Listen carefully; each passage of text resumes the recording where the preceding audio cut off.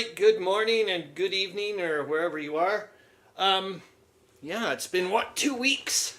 And I'll have to also mention, I guess, what happened 2 weeks ago, such as things as, like Winston Churchill got fired 2 weeks ago because of what's going on with Gallipoli and whatnot. But I will start off right off the bat by saying that hopefully this will work this time. Zoe was mentioning, I like talking to a few people afterwards about the live streams because, well, obviously I want to do a half decent job. And two things she mentioned was, one, she was like, maybe you should get rid of the white cover thing you were doing on the couch. So we'll see how that goes. And the second thing was to hopefully maybe get me going on the right track or something. Find one segment and go with that, and also maybe use things such as like index cards and see if that helps me stick with whatever. We'll see how it works. So the first thing I would like to, I guess, start off with is going to be the welcome everyone. Glad to see you. And then I'm going to start right off with the History Heroes trivia.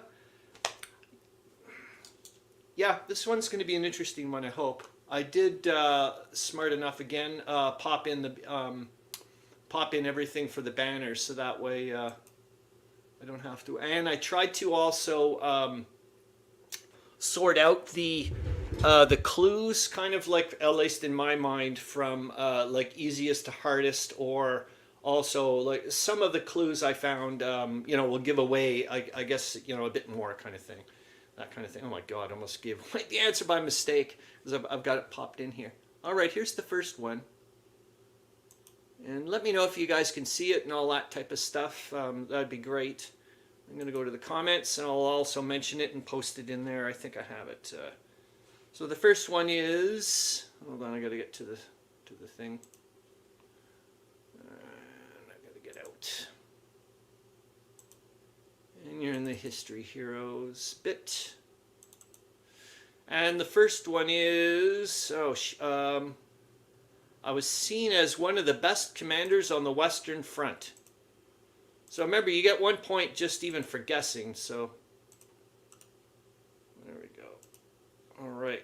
So there we go. And I'll also give you the points. It's getting a bit close. It's what I found interesting was if I hopefully did the hopefully the description and the thing is the same as what I've got here. Hold on, I'm going to the other thing here. No, I don't have it there. Where are you? Description. All right. There we go.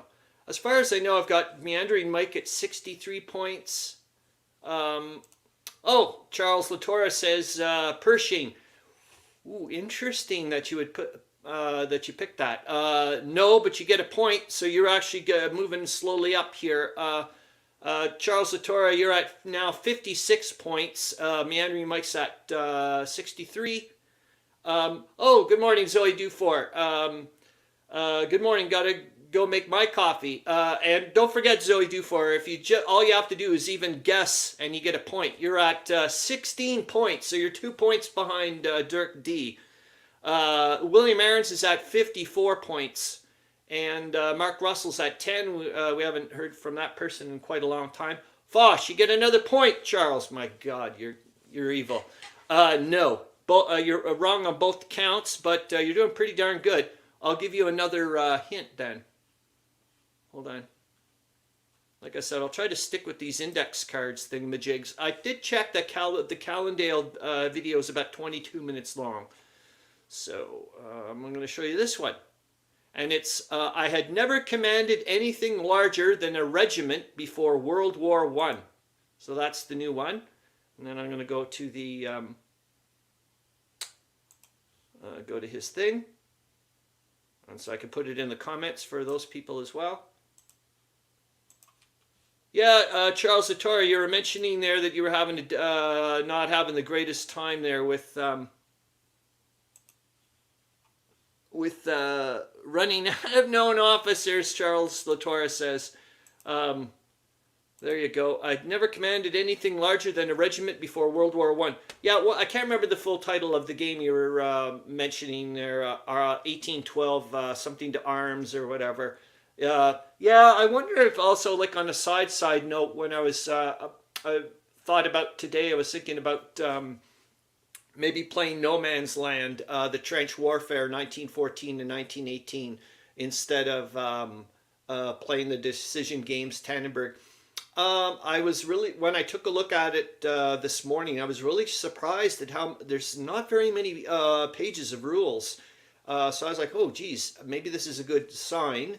It's got a pretty high rating on BGG, and there's a series of videos. Someone, he's got a wicked Scottish accent or something. It's fantastic.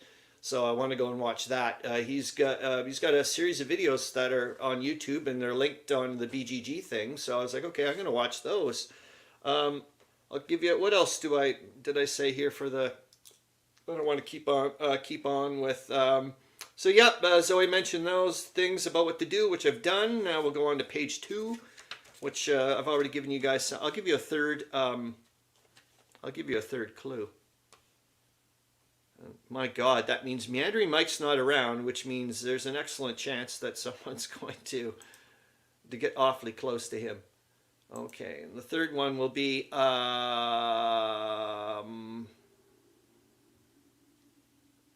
yep. Okay, now you're gonna for sure. Well, you're no longer going to be saying things like Pershing and whatnot. The next one is, I was knighted by King George V in 1917, and I'll put that as well in the thing. There we go. Number 3. There we go. Yeah, I'll show you what's going on. I think you guys have Memorial Day weekend or something today, this weekend, if I'm not mistaken. So I knew there was some. We'll go to the. What I want to do is go to the World War I Museum and Memorial website to take a look at their news very quickly. So there, I've popped that into the comments, and then I'm going to go to here. And there we go. Now I'm going to just show. I just got to switch over. There.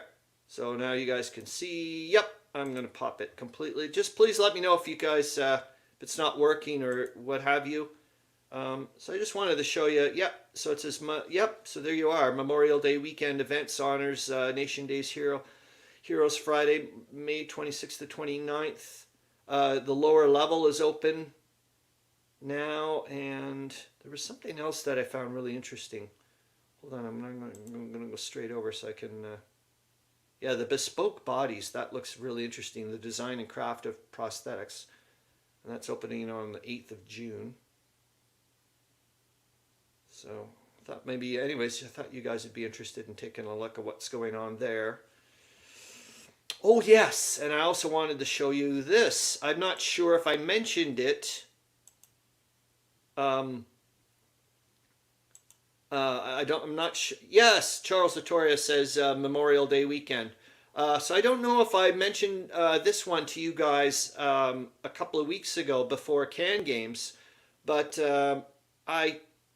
oh yes, someone at work mentioned this to me, said, oh, by the way, did you know there's going to be a War Games exhibit at the Canadian War Museum this summer? And I had no clue, and I was going to go and look at, I never mentioned it to anybody at Can Games. I was just so focused on what was going on at Can Games. But so this will be something interesting to find out about. I'd love to go take a look. All right, I did that one. Oh, yes, now we can go to the military hobby, or I'll mention the military hobby show. The problem is I don't want to, so it's going to be on June 4th. I think I put it in the community tab for it. Here, I'll just get rid of this for now. I'll just show me for a bit. So it was at the, I think, yeah, I put a picture of it in the community tab. The Grog Shed, I think, was mentioning he wanted to know more information about Bill Thompson. I think that's his name, the vendor that I really like at Can Games.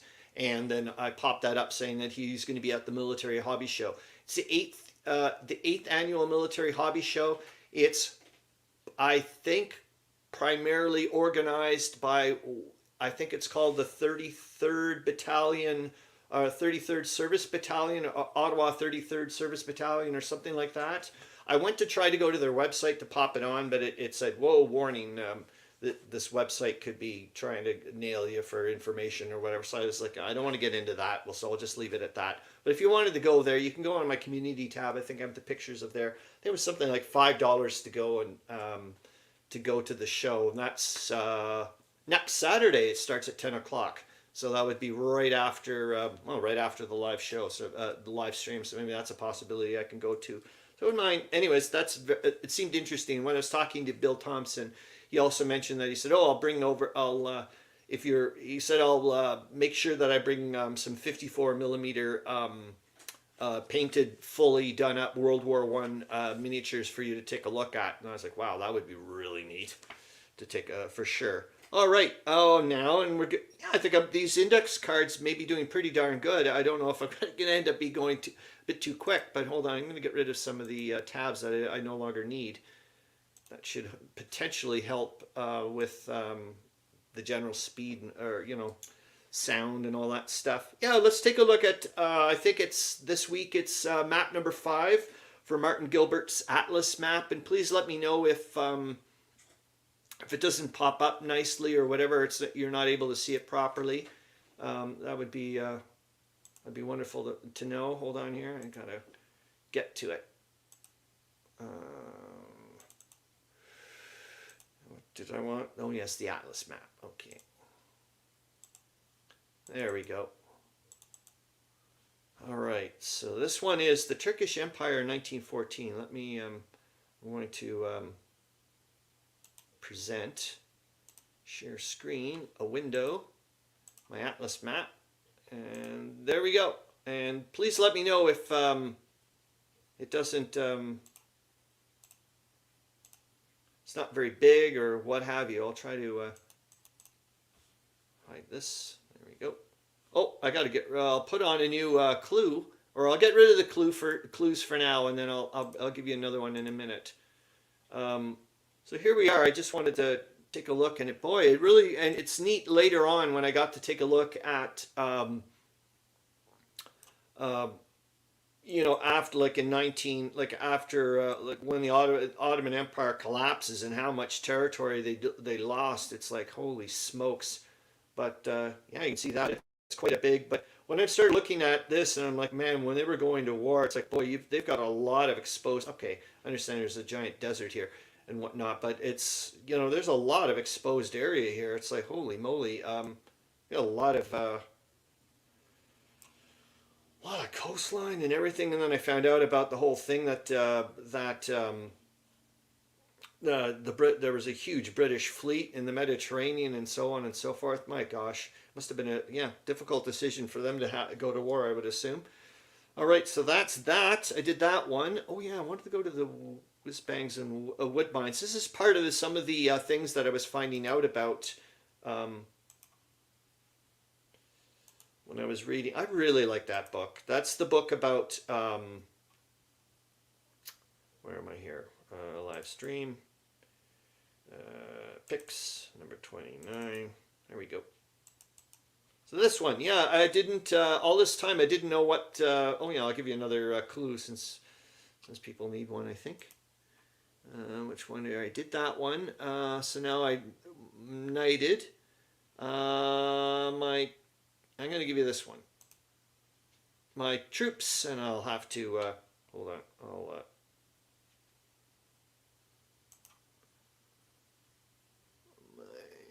where are you? My troops called me Guts and Gators for my supposedly tough manner. I'll put that in the comments as well. There we go. All right. Oh, hold on. I got a bat thing there.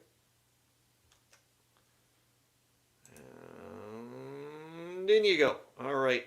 So this was when I was reading up on like in the Whiz-Bangs and Woodbines book there, which is, I guess, an account of from one of the reverends that was working at in the various hospital huts and whatnot along the Western Front. and they keep mentioning these sausages and whatnot. And there was a really awesome account just before the chapter that I've been reading. I just started reading, actually. Ironically called, I find interestingly called The Ruined Country, just due to the fact that afterwards, earlier in the week, William Arends made a comment in one of my community posts about, I think it was showing a picture of the Argonne forest. It's just completely devastated.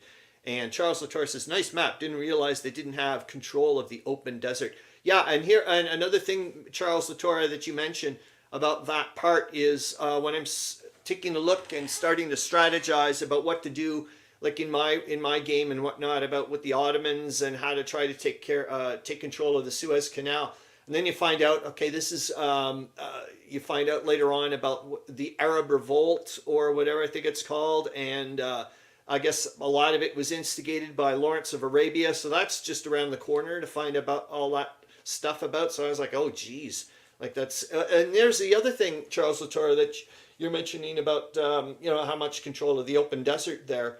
I know that when we just talked about it a little while ago on the week that was when the Ottomans did their first raid on the Suez Canal. Part of it, they thought actually, I mean, it wasn't just to get across the canal and start taking control of it, but they thought that attack would kind of inspire a lot of the Muslims around that area. In that area, I guess the Arab Muslims or whatever. Trust me, I don't know any of the ins and outs, so maybe those two don't connect. I don't know. But they thought maybe there would be some kind of uprising against the British in Egypt and whatnot, and that didn't occur. And that was kind of, I think, a bit of a shock. So there you go. There's also some extra stuff to find out. So this here's a picture, I guess, of one of these things that they call a sausage. So I thought was, I guess, a non-rigid airship. Here's another one, which is really tiny. Look at the size of that thing. But anyways, the last chapter that I was reading there in the Whiz Bangs and Woodbines book, I guess it was on the front or something. He's got an amazing account of what he calls one of the Bosch planes coming, and that fighter was managed to actually take down 3 of the what he called the sausages. And he was watching, he was talking about how watching 2 of the people jump out of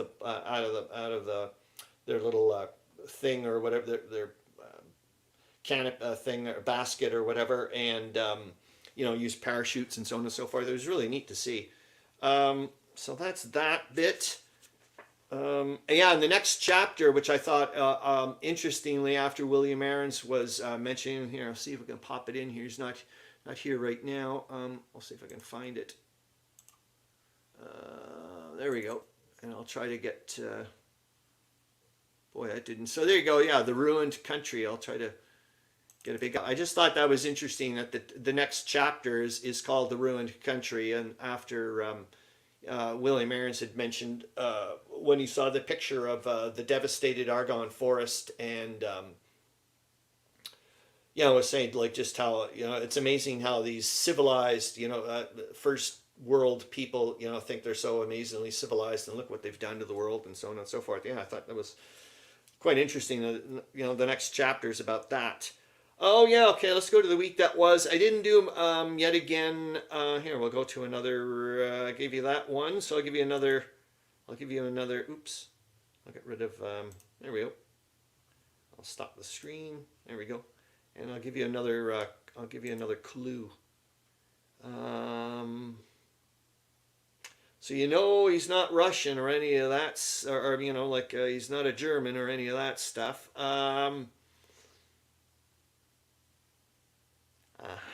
We'll give you this one. Much of my military success came from my detailed pre-battle preparations, and I'll pop that also in the comments. We're running out of clues, I can tell you that much, which is I'm finding really interesting. That no one's even remotely getting to it. All right, so the week that was, let's get to that, and so I can get to the other stuff, because I wouldn't mind, obviously, getting to Calandale. It's been a long time getting there. So I didn't yet again do much of any of the situation stuff, but I do have a few of them up from there because I'm stealing from previous weeks. But in the Western Front, so the Second Battle of Ypres is more or less finished, and there was the Battle of Festubert. I mean, it's just yet again,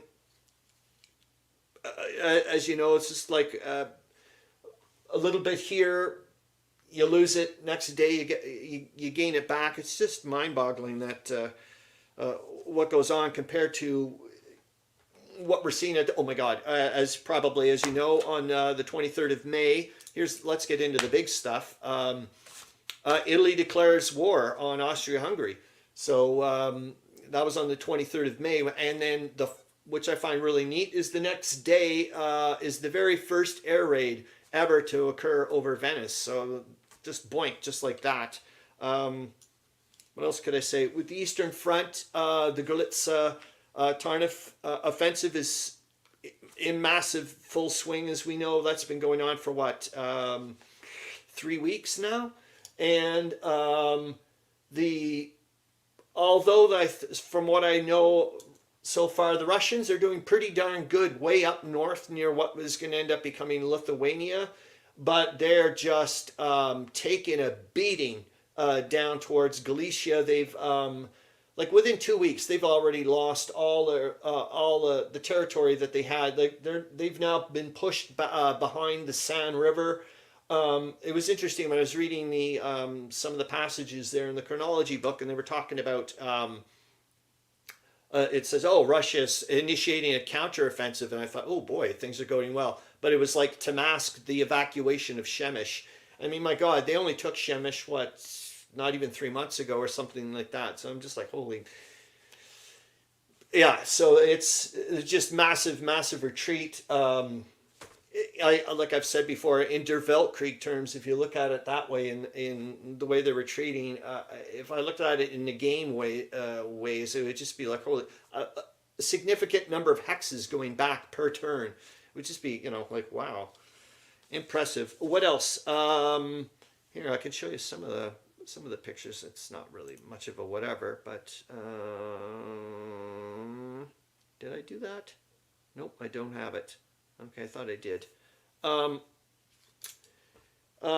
then the Russians are still making massive headway in the Caucasus and up towards Persia.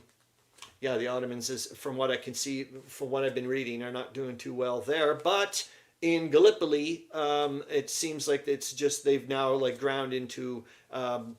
It just seems I just don't know yet. I haven't looked into it too much about like how big this whole area is, but they're saying, okay, they've now like solidified into proper trench warfare, just kind of the way it is. But obviously the Turks are probably the Ottomans are in a much better position, way high up, and so on and so forth. There's also, I was reading, I'm not sure if I was reading that bit or I think it was reading, I don't think it was from the Great War channel, but something about that. I can't remember who his name is, the British general that's in charge of it at that time. They think that he was starting to lose focus of what the true objective was, and that was to try to gain positions to help the ships get through the straits. But he was actually now trying to focus on trying to just take this ridge or this hill where the Ottomans were held up, kind of thing. All right, what else can I yabber on about? Probably tons. Yep, I mentioned the Churchill was fired last week. The Russians are advancing in Persia near Lake Van. What else? I'll talk about that in a minute. I'll talk about that as well in a minute. Oh yes, I did want to talk about, and I did think I was going. Yeah, we're going to bring it up. Bring that up so we can actually look at it nicely. Present. Share screen, a window, there, the Cameroon map. So this is the inset. I can put me tiny, I guess it's not really going to matter. I thought for sure I was going to have the conclusion to chapter 4, the C.E.F moves inland. And like I was mentioning to, hold on, I just got to put this hide thing in, cancel, hide.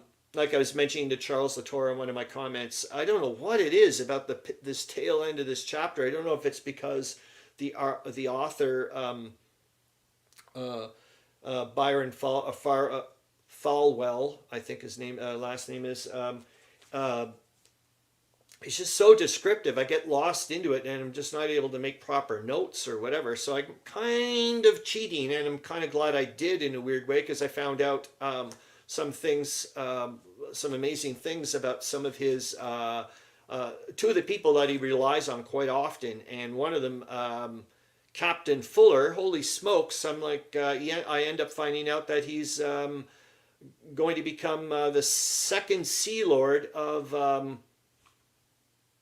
for the British Navy, for crying out loud. So I can see if I can find out his thing here. I'll give you guys another clue, since you don't seem to be. Yeah, I'll give you this one. Now we're getting into hopefully some really.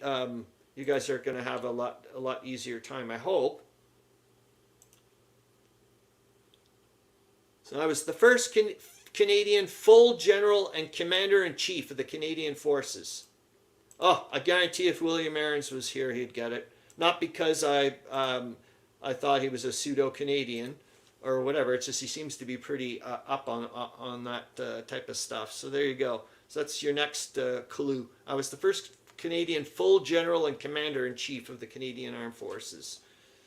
So anyways, what I kind of, like I said, I'm kind of cheating with the Africa thing. I wanted to find out about two of the General Dobell's subordinates, and one of them, Captain Fuller, he mentions often, and it was at one point when they actually were able to, after they had taken the Epona Bridge, and I think up to Yabassi, that's when the British forces, the higher ups from Dobell, were saying, "Okay, we're going to, take Fuller away and one of the ships, one of the big vessels away," and he lost his Dobell lost his marbles, and so they kind of like compromised, gave him a bit more time for one of the vessels, and Fuller was able to stay on. But he ends up becoming the second Sea Lord of the British Navy, like in the Second World War or something like that. So that's pretty impressive. And the other guy. Look up his name here. I've got it in the description. The links, sorry.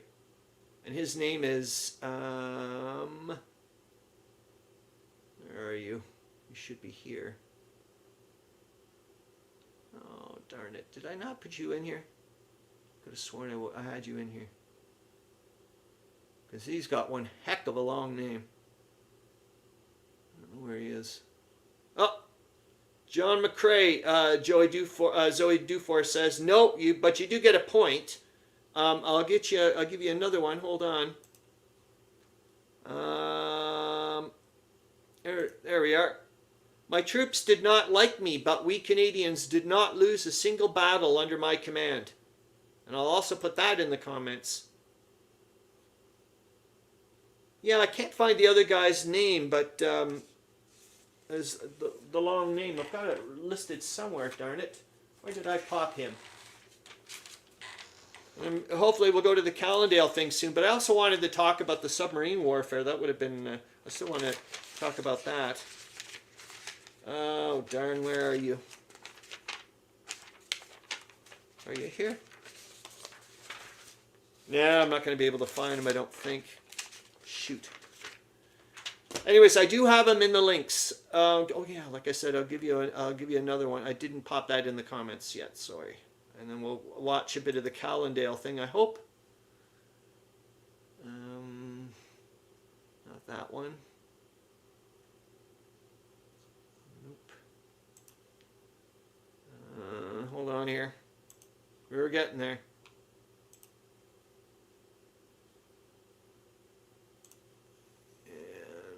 I think I'm almost finished. I can't give you guys any more things.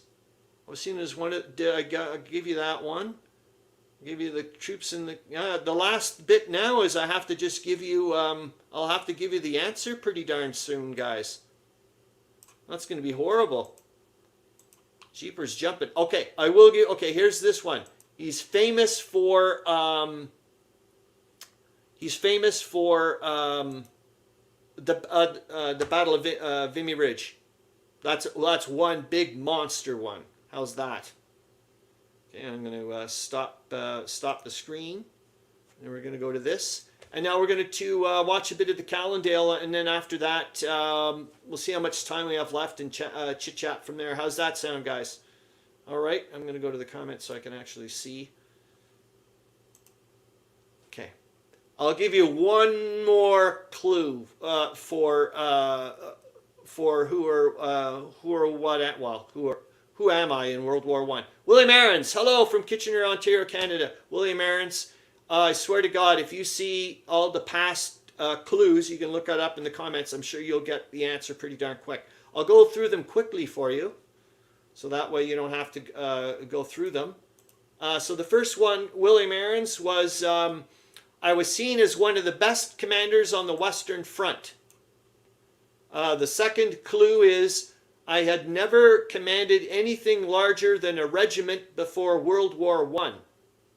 The third clue is I was knighted by King George V in 1917. The fourth one is much of my military success came from my detailed pre-battle preparations. Oh, Meandering Mike, greetings. I appear to have completely slept through my alarm.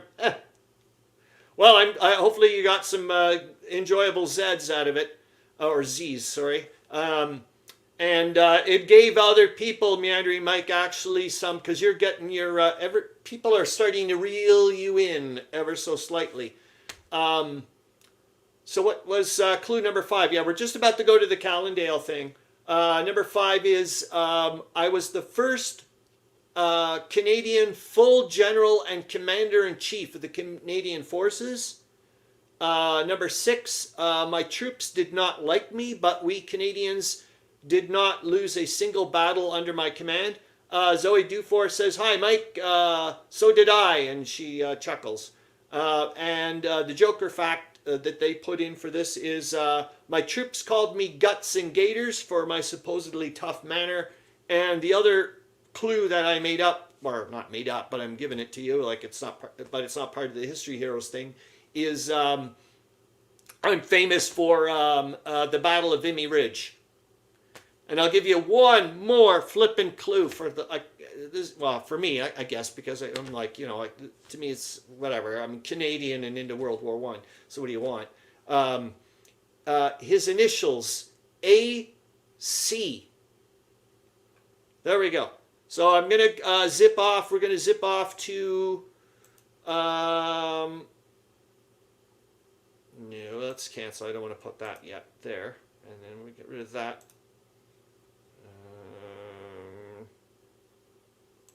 Hopefully, it's just asking me to do some horrible things. Like, do you want to save this or not? I'm like, I don't know if I do. Yeah, we'll watch a bit of the Calandale thing and go from there. And but I certainly hope, like I said, I really thank you, Zoe, for mentioning about trying to stick with, like I said, I'm using these index cards. I think they're working. Yeah, I haven't finished a lot of things left here. I wanted to, yeah, I still have to, want to talk about the submarine warfare bit. And that's really about that after the Calandale thing, I think, really. Because most of the other stuff we did chit-chat about. So that... Arthur Curry! William Arends, you did it. And I'll swear to God, well, before you even showed up, that's exactly who I thought...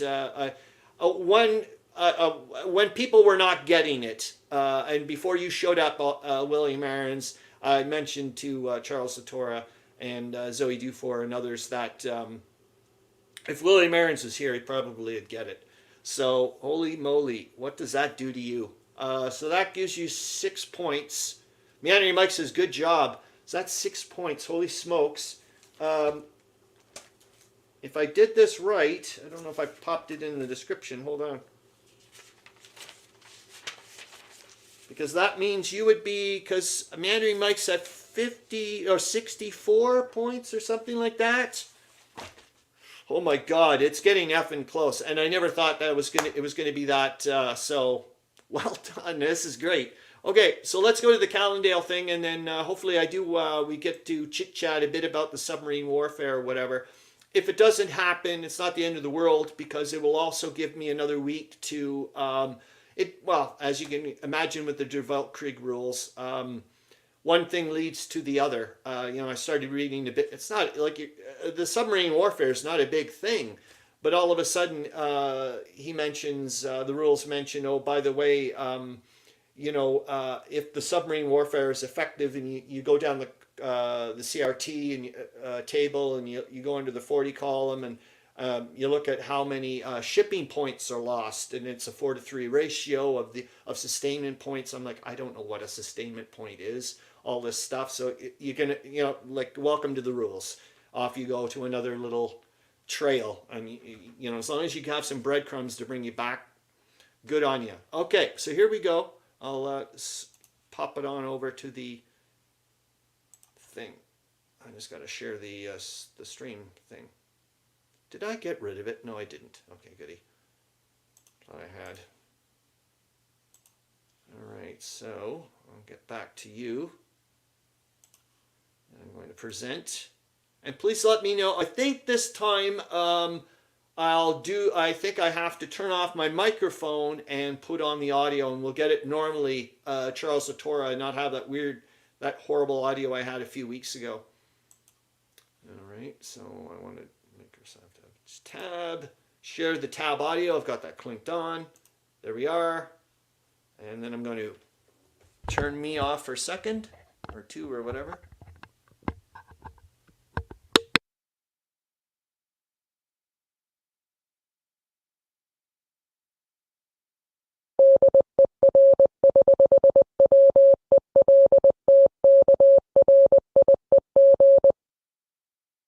Well, there are a number of weaknesses in the French line, and the Germans got kind of bored and decided to try exploiting one over here. There had been 8 strength points there. But it's crossing the river. There's a woods hex this way, which means it can be applied against an attack coming across this way. That didn't end up very good. 5 losses for each, not enough to push the French away. And I think the Germans kind of learned their lesson with this little probe of, unless it's an obvious good shot, don't take it. You can hold the defensive. What they were looking at is, well, we're suffering more losses than the Allies are. But the truth of the matter is the Allies have more forces on the field and can take more advantage. This was kind of an ad hoc, pull-together attack, but the Germans are very good at that, and they still couldn't do it. And they probably couldn't gain terrain anywhere. The thing that was appealing was trying to cut this bulge off. It would shorten the German line, obviously, but more importantly, putting that kind of threat into play might force the French to make attacks to try to defend it, or else pull troops off of other areas, open up opportunities. None of it's really happening, though.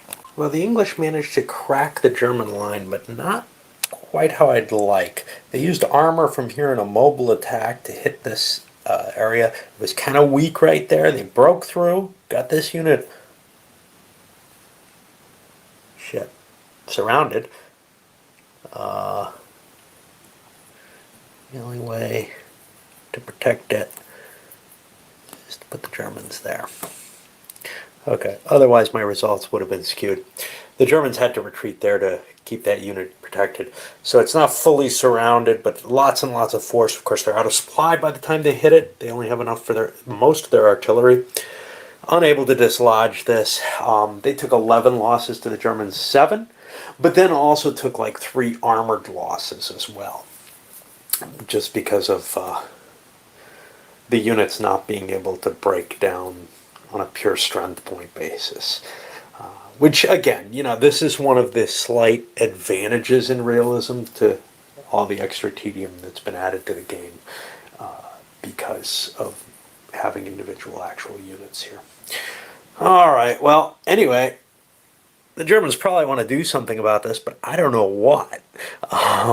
Whether it's to withdraw and try to stretch the line back this way, give ground to the English, or maybe make an assault. If they could take this hex, they cut these poor suckers off. That would be horrible for them.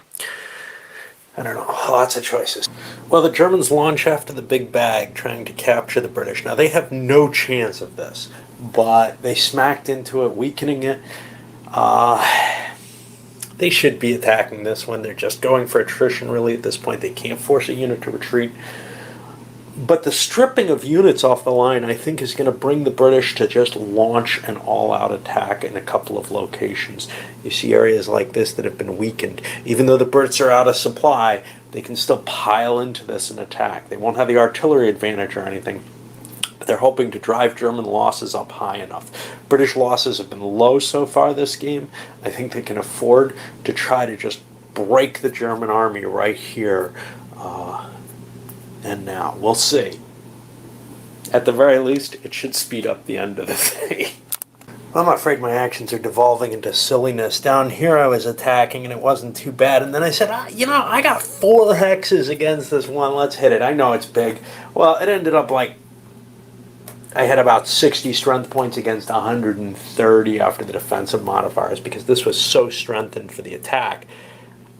Huge losses. 18 losses for the Brits versus 4 for the Germans. Terrible situation. I've probably blown the game, but I'm hoping it'll end quicker this way. The more mobile things are, I think, the better it is.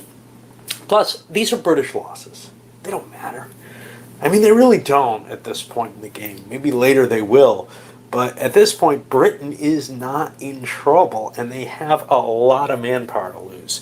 But this would definitely be written down as one of the greatest military disasters in the war, this attack here. At least on this front. Just a terrible attack. Alright, onward and upward. The Germans launch an attack on the place where they have the most ability to affect it. Because of so many hexes around it. They're hitting this one. They still can't get a withdrawal, but they're getting better odds. They're spending a lot of supplies on these attacks, though. But, this is a key line for them, and losing that hex really puts them in troublesome position. Of course, they're pushing all their forces, at least the reserves that they're getting and creating, into this salient, which to me means the French ought to be considering, do they have an attack they can make? Because the Germans may not be able to fight on 2 salients at the same time and keep pumping troops in.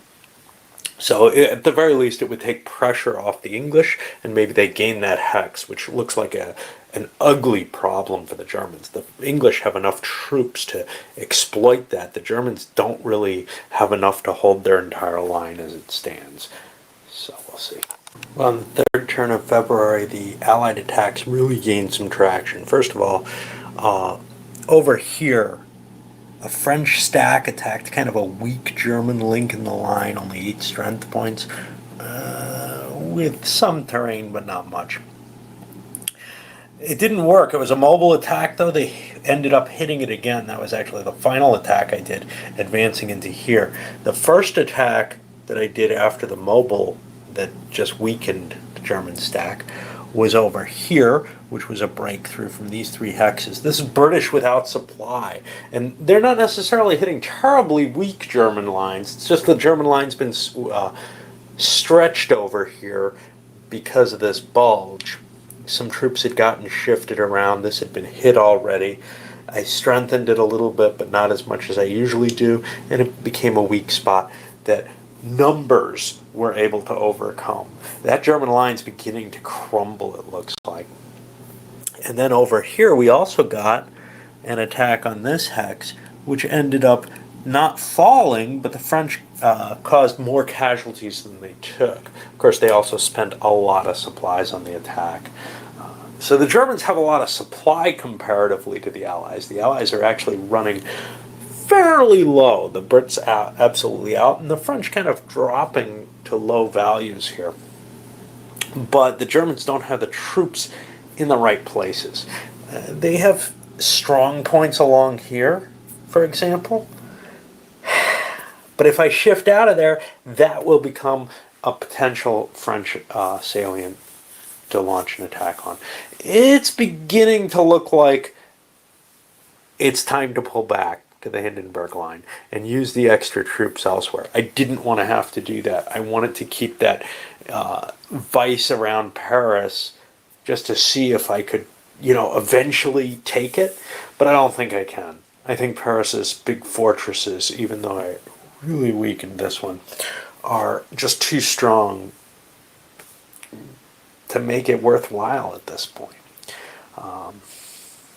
Unless I can wipe out the French artillery somehow. That artillery is not present, though, as much. So it's possible that there could be an attack on that hex again. I don't know. I got to think about this because, the options are stay and take this as an advantage to try to bombard Paris or pull back. But one of the problems is no matter what, I got to do something about these Brits if I'm staying. If I'm pulling back, I don't, but there's nowhere to pull back to.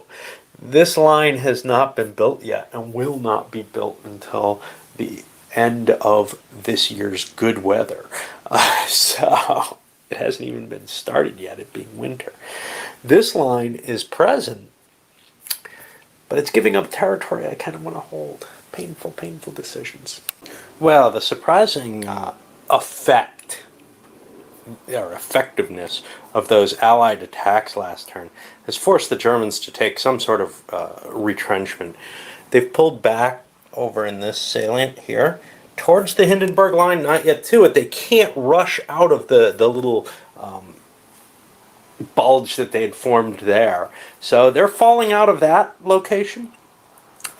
They had to kind of cap where the Brits made their thing. But they did launch another counterattack against this hex, which the British have not been attacking.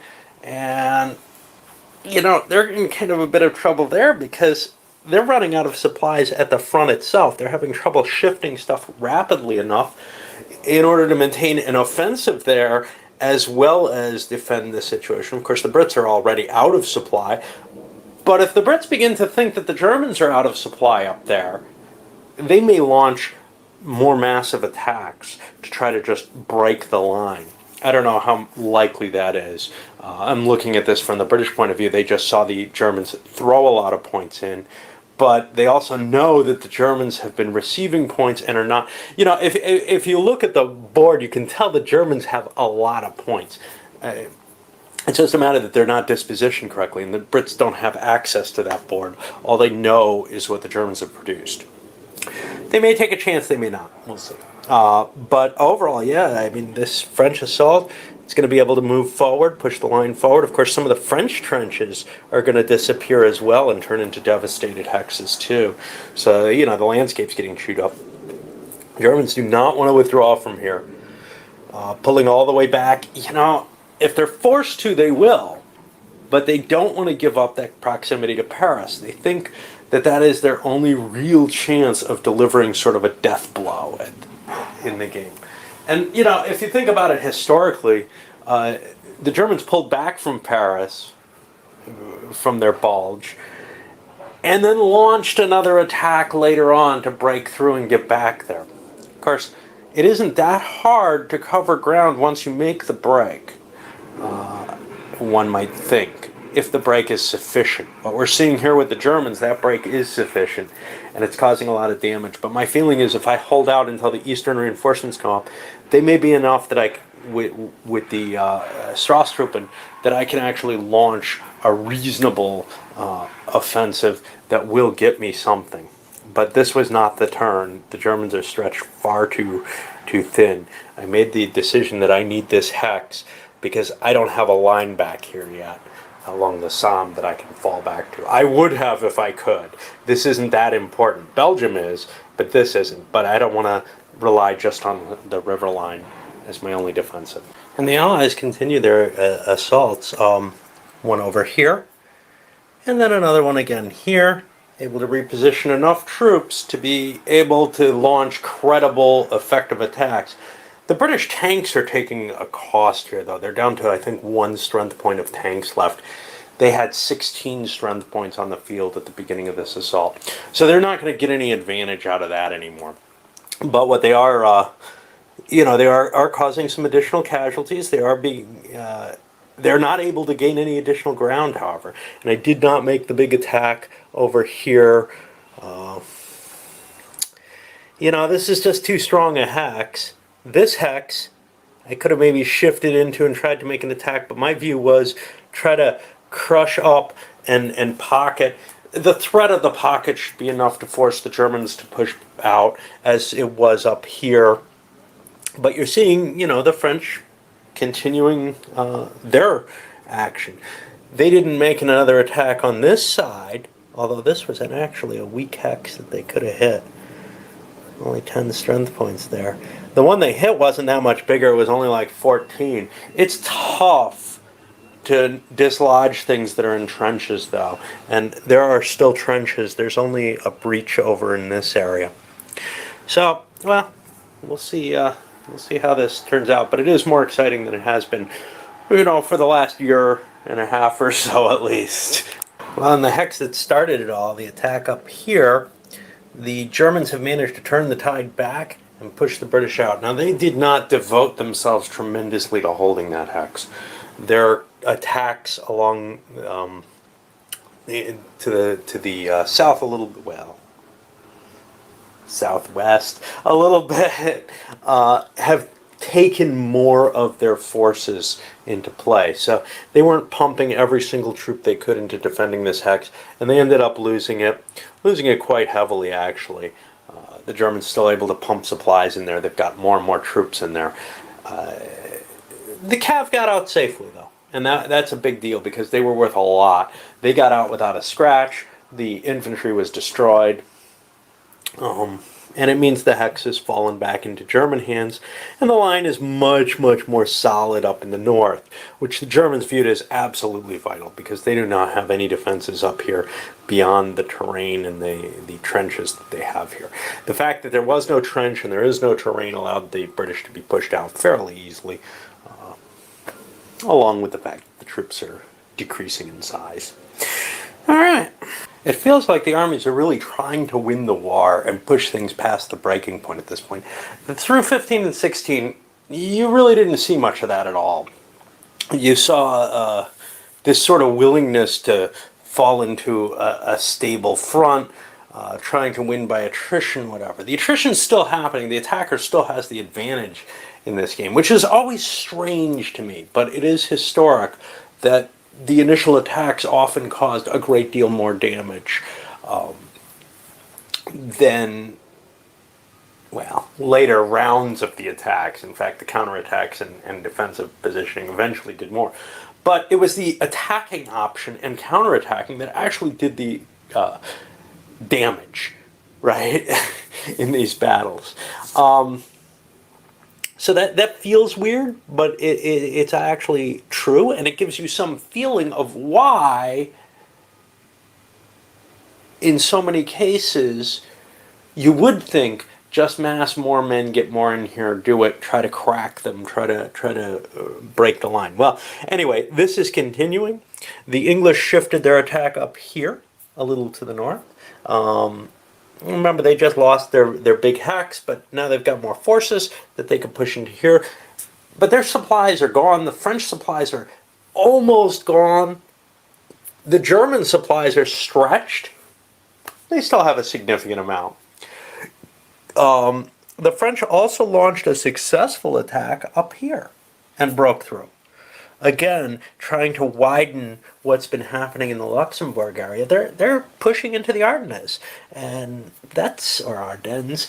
That's a real threat again. I mean, you don't want anything to break, is what it comes to. But if something's going to break, losing a lot of ground here is fine. The Germans are set up for that. Losing it up here, not so terrible until Belgium. Once the Belgians are linked up to.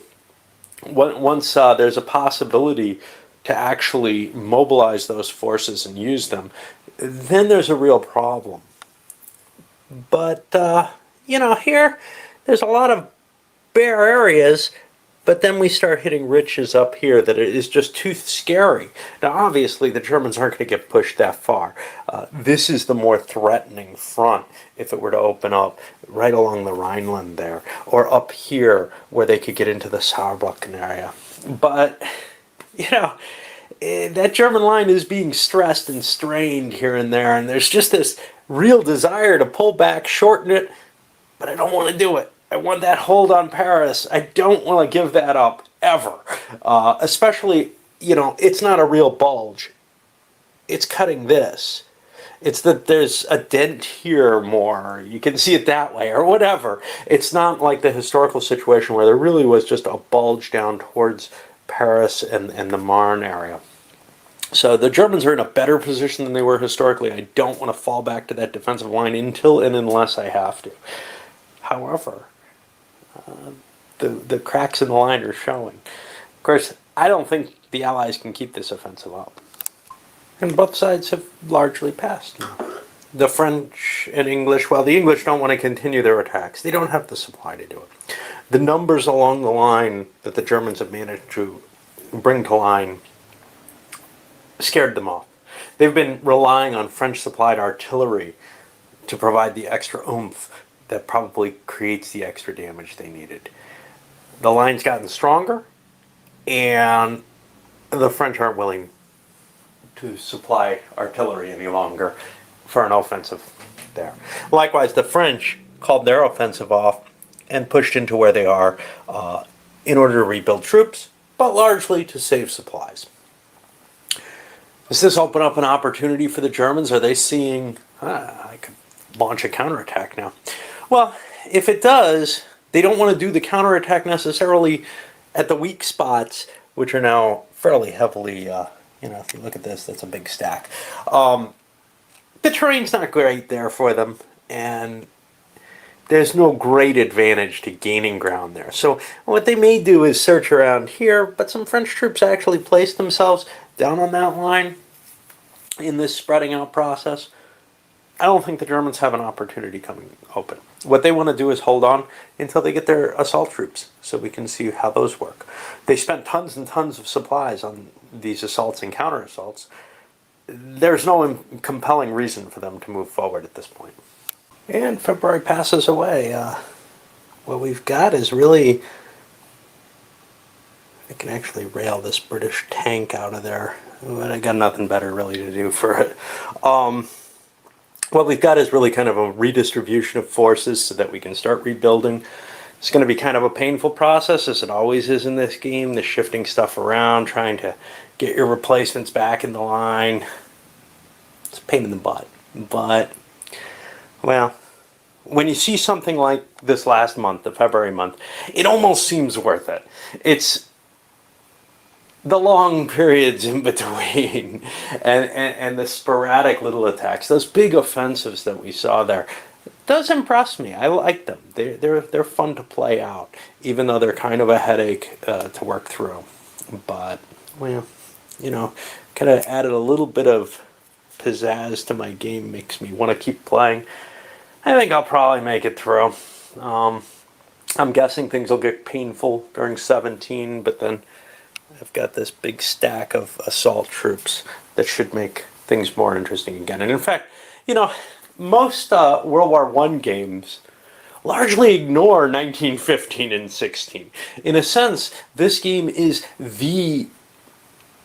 this series is really the only thing that covers all of World War I, all of the different positions in this operational level. And you've got to be impressed with it for that. To some extent, I mentioned this on The Geek, I kind of want to get the whole damn thing, try setting it up, and kill myself playing it. It's a lot of maps, though. This is the West Front. We got Italy. We got a couple maps for East Front. A whole bunch of, it's a huge game.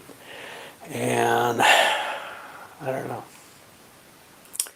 But after this last month, I kind of feel just a little more positive about it than I had been. All right, up it goes.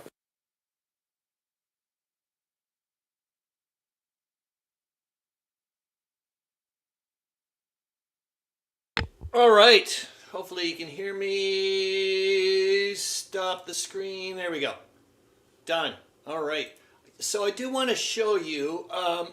Thanks. Meandering Mike mentions that he wasn't sure about the Twilight in the East thing in the comments. I was asking because I would like to take a look at it. I think that's the game that Cataclysm Now played a few months ago that I was really impressed with. He played the GMT boxed version. I think that's what he was playing. It looked really, it looked very interesting. I do want to show you the game that I was thinking about playing instead of, and it was one of the things that I did pick up at Can Games. I mentioned it in one of my videos. I think I was just surprised that I was looking at it this morning. Well, here, I'll pop it on so you can, I'll show you what I'm talking about.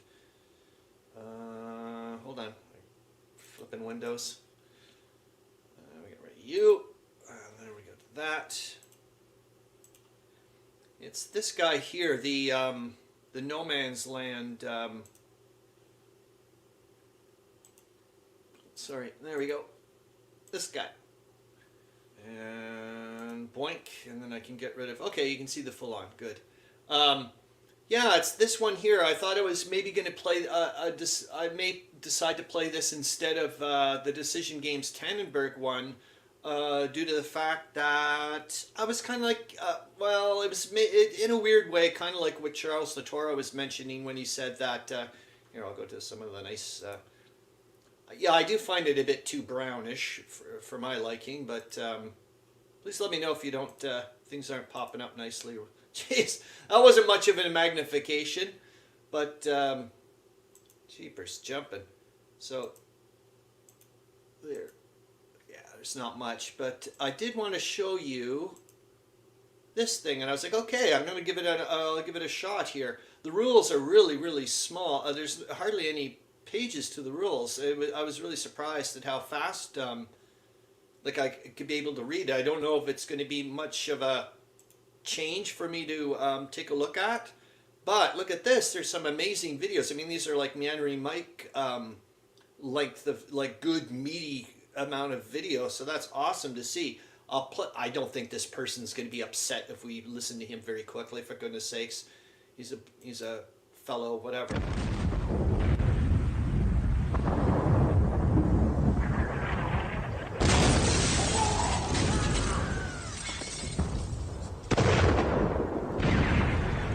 Wait till you hear his voice. Oh, welcome to No Man's Land. Trench Warfare, 1914 to 1918. Anyways, I thought, wow, that looks pretty darn good. Meandering Mike says, that No Man's Land looks interesting. Yes. And interesting that you, well, that you use interesting. Yeah, the reason why I picked it up at Can Games last week, and I wasn't going to, I was like, okay, there's only so many I'm going to pick up. And I mean, I was being realistic in the way I was thinking of, okay, you know, yeah, you're into World War I, you want to collect World War I games, but are you ever going to play this kind of thing? And so I wasn't going to pick it up. And then when I went in the back of the book and it said the evolution of trench warfare, I went, ooh, that sounds really neat. And then when I looked also at the scenarios, and then I was like, okay, like, yeah, you can see, like, at the very beginning, it's like, okay, it's open up and, you know, I guess showing the French why you don't attack, you know, head-on kind of thing with the machine guns and that type of stuff. I was like, oh, this is going to be really neat too. But is it going to be too much of a head twist for me, too many things for my head to figure out? Then I saw those videos and I went, okay, hardly any pages to the rules. They're not, it's pretty fairly big, thick, like large font size. The guy's got a bazillion videos on it. Take a look. If it looks half decent, give it a shot. Where William Arends says, today is my 72nd birthday. Happy flippin' birthday, William Arends, for God, goodness sakes, man. I hope you do a freaking awesome time. Have a great time today, man.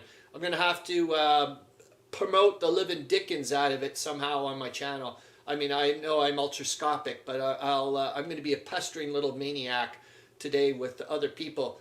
Meandering Mike says, hey, congrats, William. You're damn right. I'm glad I didn't close this off early, for crying out loud. That would have sucked, not being able to find that out. Yeah, and we can find out some fun. Post some stuff. Zoe Dufour says, happy birthday. Yeah, I'm going to go and find some funky. So, William Arends, American, gets to hang out with his birthday on Memorial Day weekend. Right on, man. What was I going to say? Yeah, I'll go take a look and try to find some funky stuff, some interesting facts, and see if we can post them on my community tab later on, William Arends, if I find some things about. Well, obviously, I'm going to try to find World War One related things that happened on your birthday, that type of thing, for sure. You're darn right. I mean, come on, man, let's have some fun with it. And you've been so freaking supportive of me, it's not funny. So, like, right back at you, man. Anyway, so I'm gonna take a look at that game. I hope. Part of me is like, I just want to try a little bit something different. Like I was also mentioning after the Can Games thing, it's just that game itch so bad. Just want to. It's the same as like when I would have Mario Kart night or something, and people would come over the next day. It's just like I'm just like a freaking hamster on the wheel or whatever. I just want to play more Mario Kart and whatnot. And Charles Latora says happy birthday, William Arends. So yeah, I mean, I've also got that thing. I was like, I want to play a bit of a lighthearted, a lighter type thing, or go off and see. And the other thing too is, I'm never going to get a feel, for example, of that type of like trench warfare type of a thing if I don't play that type of like down of a level of game. I'm not going to get that with the Weltkrieg, for crying out loud. That type of stuff. On a side note, I found it interesting talking with Rob last week that Rob seems more interested in the less of. He's not more in the scale that I'm into. He's more, I think, more towards tactical that stuff. Charles Latora says, "Great day today. World War II Bismarck sunk today." Oh wow, thanks, Charles Latora. On a side note, I'm not, it is in my in the live stream description down. If you want to take a look, there's a really cool looking reenactment thing they did of some World War II thing at the 6th annual military hobby show in Ottawa that they had. When I was trying to look up to see if there was any YouTube stuff for it, but I couldn't. That was the only one I found. And I was like, is this about the military show? And then we looked down and said, yeah, it's some reenactment. So they actually had I don't know if it was a drone footage or whatever, but they've got like a U.S. military jeep driving through some field in Ottawa, pretending they're picking up injured and so on and so forth. So I thought that was kind of neat. Yeah, what else? I guess I'll just tell you what I'm going to be doing this week, and please let me know what you're doing before I kind of shut shop or whatever. Yeah, I do have to do some. I will show you a video later, Charles Latora, because I guess we're having a little private competition about who's going to fix their jungle, whatever, like their backyard, front yard stuff. And trust me, I'm way past jungle mode now. You should see how quick the plants are growing. Just mind-boggling. But I have to do something a little bit with the front yard so that way my neighbors don't think I'm a freak. Well, they already do, but I mean anymore. They don't call the city on me kind of freak, I guess is what I'm saying. William Arends, Charles Latora, thanks, fellow boomer.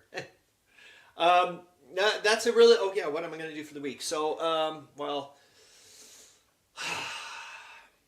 yeah, I'm still, for the live stream, I just want to get things a little bit more smooth. I'm happy with the index card thing. I'm starting to clue in a little bit more of maybe doing a rehearsal of some stuff before, just to make sure things don't go so bumpy. That would be an idea. Yeah, I've got just my craft brain is going a mile a minute. I really want to. Oh my God! On a side note, yeah, I want to later on. I will do a video. I've figured out a nice way of very quick registration for my my stamp blocks, my letter blocks, for doing like a little pseudo printing press thing or whatever the heck you want to call it. I'll still be going on my operational game, obviously. Would like to. Well, I get to do a bit more read up on the submarine warfare, since we didn't do about it here, so that I can find out about sustainment points and so on and so forth. And I think we're running out. We're up to about 5 or 6 episodes left of the Calandale. The biggie, of course, is going to be the review. It's going to be nice to listen to him talk about that again. I started watching last night as well, on top of the World War I documentary on Tubi. Oh my God, the episode 2 is just so freaking graphic. It's just, I forgot about that, but they were showing some of the, And I was just like, oof, that was rough. But it's just neat for me because I just so not Western Front centric or whatever. So there's a lot of these big chunks that in my mind that are just very cloudy, like about this miracle on the Marne stuff. I didn't realize, based on what the narrator is saying, that how close Germany was to being able to taking out France. I guess at the very beginning, I was like, whoa. Or whatever, they were like, this was, I guess he was saying it was their last big chance or whatever he was thinking. Charles Latora says, after playing Burning Man, Italian versus Austro-Hungarians, a World War I Paper Wars Compass, I know I can handle Kaiser's battles, maybe put it on my back table. Kaiser's battles. Is that an SNT game? I may have that upstairs, I think. I'm not sure if that's the one you're talking about. Yeah, that's something I'm going to have to start looking at as well as the games upstairs that I have in the mag. I don't know what it is. If you guys, maybe you guys don't have that problem. You don't seem to, or some of you don't seem to. I almost seem like I have a prejudice towards magazine games or something. I almost think like, they're going to be crap or they're not going to be. And it's like, geez, I could be missing out on some real dandies. Well, look at the No Man's Land. That's certainly, what the heck is that? It's not essentially a magazine. It's just all about the thing. It's in magazine format, and all these folio games that I've played. So why am I thinking it that way? I don't know. That's really about it. I just wanted to, I don't know, just try to figure out. I just wanted, like I said, I keep saying it every week, but I would like to get to the point where I'm feeling like I'm putting out a half decent quality product each week or something. I know that Charles Latora and other people have mentioned that it's this week, like just to get we're hanging out with friends and whatnot. And yeah, I was even thinking earlier in the week, even this morning too. I was like, this is kind of like just like a weekly catch up with me about you guys of what's been going on with World War One with me in gaming and so on and so forth. And look at it that way. Meandering Mike mentions. Many magazine games don't have adequate play testing, but some are real gems. That's exactly it, Meandering Mike. Your last bit there. I'm thinking, geez, maybe I should paying more attention to what people are putting out on YouTube as well, like all these little things, and not just bypassing it or whatever. On a side note about magazines, I did my subscription renewal was coming up for.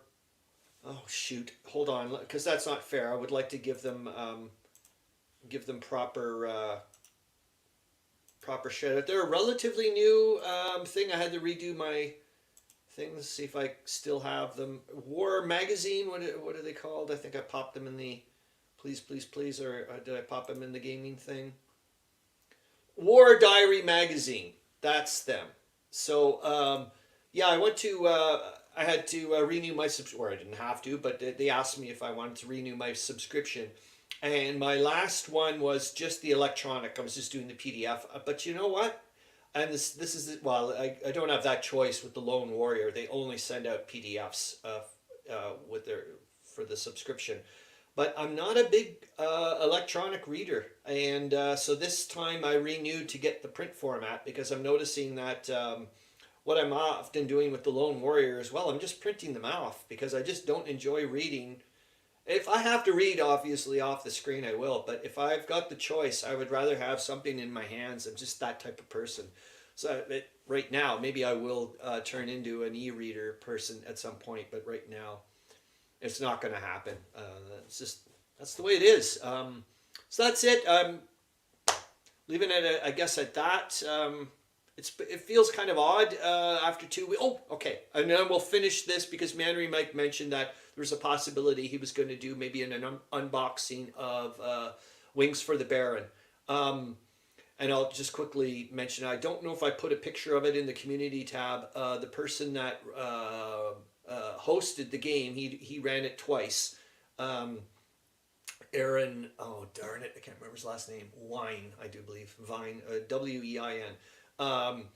He sent me a link to on his BGG thing about there are some pictures for the Wings for the Baron, and so I'll post that on if I haven't put it on my community tab thing. But It was a fun game. It's not a war game. It's an economics game that's situated in the war. But I really enjoyed it. I think it was neat to see that one of the big ways to win. I think the very first way to determine a winner is the amount of gold, actual gold. So it's not paper money. That our game actually ended when hyperinflation kicked in and all our money was worthless. And so you don't have to convert your paper money into gold after you win contracts. Basically, it's what you are. You're an aircraft manufacturer. And you can steal, you can, like one of the things you can do is espionage. There's all kinds of neat things you can do. But that's one of the actions that you can do, which is convert paper money into gold. But that takes away one of your actions. So it's that type of thing. William Arends says, War Diary has the same postal rates for the USA and Canada. I just want a year subscription on most game table. Oh, well, that's maybe that was like a pre-birthday gift kind of thing. So that's cool. Nice to know, William Arends. Actually, you're right. I was rather surprised. Charles Latora says, most excellent, William. Yeah, I was rather surprised, William Arends, when I went to go renew my subscription. I went, wait a minute, this isn't that much. I think I paid, now I'm only paying for, I obviously, I think I'm paying maybe $45 Canadian for a year. That's impressive. And that includes postage. I can take that. That's that's no worries there. Considering them, and I've even mentioned to the editor way back when, or the person that corresponds with the customers, I said, one of the kickers for me was that you guys really you seem to have frequent amount of World War One content, which is just thanks a lot. Yep, that's it for now, I guess. Meandering Mike says, very nice quality magazine. Yes. Yeah, big. And the other thing is like some really good review stuff, which is really nice to see. And they just, every time I've interacted with them through the emails, they are just genuinely friendly or whatever. You know what I mean? They don't have to be that way. And I was just like, wow, you're not laying it on thick or any of that stuff, which is kind of nice. No, I didn't put it in, darn it. I will say on a side note, if I do have the definition of it somewhere here, which I found interesting and then I'll kind of leave it off there, because this brought me back when I said laying it on thick, because of the Woodbines and the Whiz-Bangs and Woodbines book, which is just awesome. I'm almost finished reading it, sadly. That's the Reverend there that's on the Western Front in the hospital huts. Sometimes I'm like, good God, you laid it on a bit thick. But I'm like, look, the guy's coming from a certain perspective and so on and so forth. You weren't, whatever. I'm like, jeepers jumping. Like, you're like, chill out, because I'm like, he's like, everybody was like, super happy and they just loved the hymns and blah, blah, blah, whatever. But one thing I found really interesting was in one of his passages, he mentioned the word exile when he was talking about soldiers. And I thought, what the heck? Why would you mention, like, why did you use that word to describe them? But when I looked it up in my my grandfather's dictionary there, exile, another word definition for exile is someone who's been away for a long period of time from their native land. It's not just that you were thrown out of somewhere. And I thought, wow, I just love it when you see people using words in such a nice way. Like, it just makes me think, it's nice. I like it. That was really about it, really. I think it was also that, what else? He also mentioned, it's in my links, so you can look it up in there, but he was also talking about some of his thoughts about people saying, lots of soldiers always obviously find God when they're at war or whatever, and facing death, but that'll go away when they go back home, and so on and so forth. And he goes, yeah, I can see that. Like, he was being realistic about that. And he said, but he goes, I also have talked to a lot of soldiers, and he said one thing that found amazing was that through all the horrors and everything else that has occurred, that many of these soldiers realize that the normal everyday consumer whatever you want to call it, of everyday existence, is not going to cut it for them anymore. That they were looking for a much more deeper meaning, or value to their lives, and they were getting it through the camaraderie, and so on and so forth, that he, like he was saying, through all this you could still see that, and it was kind of neat to yeah, I highly recommend that book. Like I was saying, it's the book. Well, I had to go to the doctor's yesterday, and it's one of those books that I'll just bring with me, because it's just it's not like a mentally taxing. It's a good read. I'm getting everything out of it. I'm getting a story. I'm getting history. I'm getting thought provoking stuff. I'm getting sent off to a dictionary.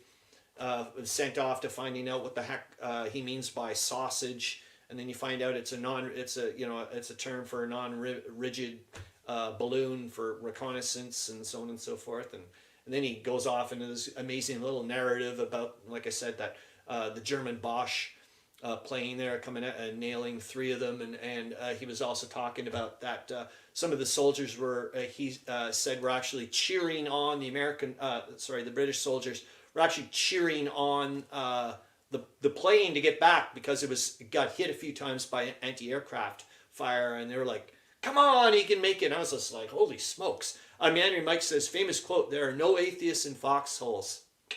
Yep, I can. Lord have mercy. Yeah, Meandering Mike, neat that you mentioned that. What the heck was I watching? I can't remember what the heck I was watching. Another freaking something or other. And I could see the stream of the German troops going by, and you could and they were just about to go. Like there was no effing around. It wasn't like a little parade march, and you should have saw the fear out of one of the guys. You could just I think the only reason why he was moving forward was because he was in the middle of a zillion other people. It was just like, whoa. Yeah, I was just like, wow. I mean, this is like a film footage of, over 100 years ago. And it's just like, oof. Anyways, that's it, guys. We went way the heck over time. Thank you so much again. That's it. I hope you guys have a wicked week. Like I said, happy birthday again, William Arends. You've given me some fun things to do, which is what always happens with this show. I find is people throw in comments, and the same as well on my videos or whatever, and off I go to find out some more stuff. So now, because of you, I'm going to go and find out all kinds of neato things that I can find out that happened on your birthday, and go from there. And I'm sure it's going to lead me on to another little trail. Zoe Dufour says, have a great weekend. Yes, everyone, I hope you guys have a fantastic time. Thank you so much. Have you a great week. Just about to hit the end broadcast button, and that's it. Charles Latora says, no, thank you for all you do for... No, man, dude. Thank you. I will say thank you, Charles. Thank you. It's mind-bogglingly appreciated. That's all I got to say. I'm going to get my 3 to 4 unboxings done today. No, Meandering Mike, what you're going to do is finish playing Tannenberg introductory scenario, because I'm sorry, I'm in a kind of like, you're kind of like me with, as well as the Hoser House rules. I'm in withdrawal. I'm like, I'm waiting for, because Hoser House rules guy said, oh yeah, I'll try to do something for Easter. I'm like, hop to it. Sorry, I had to do that. So anyways, that's it. Yep, okay, yep. Off you go. Thanks, guys. Have a great one. Bye. Boink.